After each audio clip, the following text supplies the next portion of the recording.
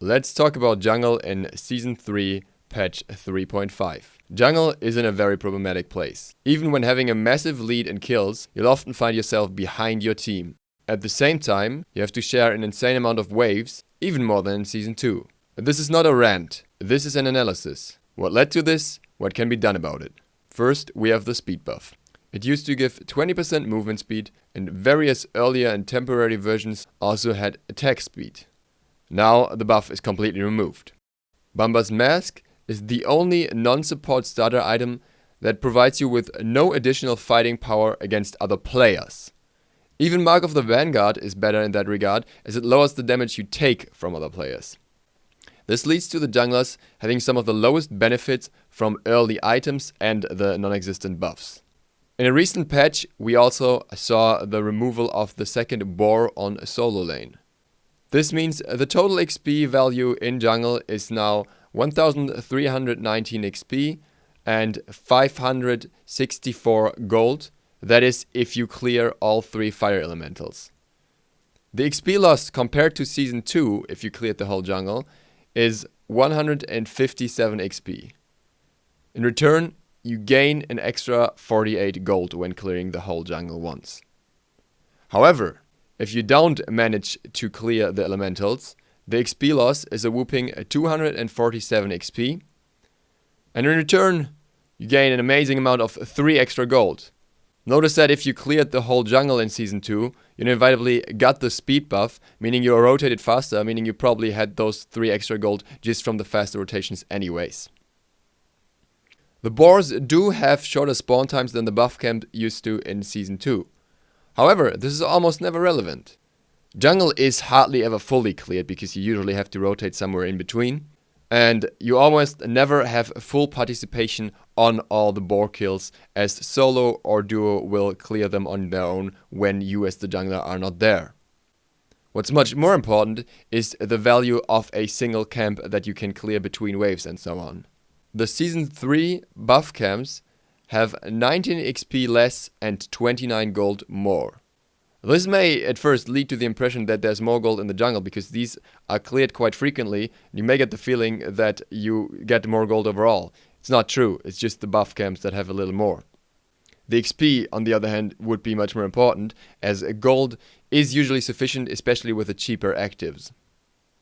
Due to these overall low values and the necessity to tank jungle camps, Bumba's Mask is necessary for almost all junglers, making sharing camps pretty much mandatory. This makes the jungler a support to the middle lane for most of the game.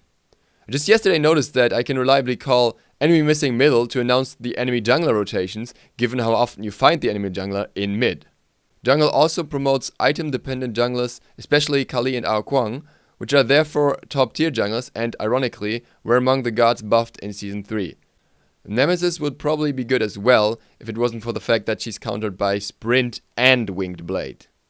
We'll see what happens to Mercury after this patch with the new Golden Bow buff. When picking a jungler, you basically need to make one choice at this point. Do you want a late game carry or a god that can abuse the nerf beats, what it's called now, purification? This limits the choices for jungle greatly. Counterplay options are limited. Building movement speed forces you into very specific builds that aren't necessarily ideal for many junglers. Besides, many junglers already have other items that are pretty much mandatory for frequent successful ganks, especially Jotun's Wrath, which provides you with cooldown reduction, penetration, mana and power, all stats you need in the early game on most junglers. Jungle is flawed, mainly due to the lack of effective ganks without speed and the lowered XP values that force you into middle lane or being behind. Hyris seems to try and counteract that by buffing certain items like Golden Bow, which helps Mercury a lot, or buffing the overall stats of a god like Serqet or Ao Kuang, which absolutely wasn't necessary. I propose, let the jungle return to its roots and main concept. Taking a glance over to League of Legends can greatly help in this case. Here, the jungler has to solo pretty much every camp except the first one, and it takes most of the buffs himself in the early stages of the game. The jungle there provides sufficient XP for the junglers to even get ahead when he plays effectively. When you see him on lane, is usually for a gank. This underlines the threat that is supposed to be tied with the jungler. You don't know when and where he will show up, and when he does, you better make damn sure you ward it, so you're prepared for it. Smite's jungle doesn't really allow for it, as the jungler has to be on lane to farm as well. In my personal opinion, Bombas should see a major rework. Remove the increased shared gold, instead give the item stats that promote solo clearing camps or massive aggression against players.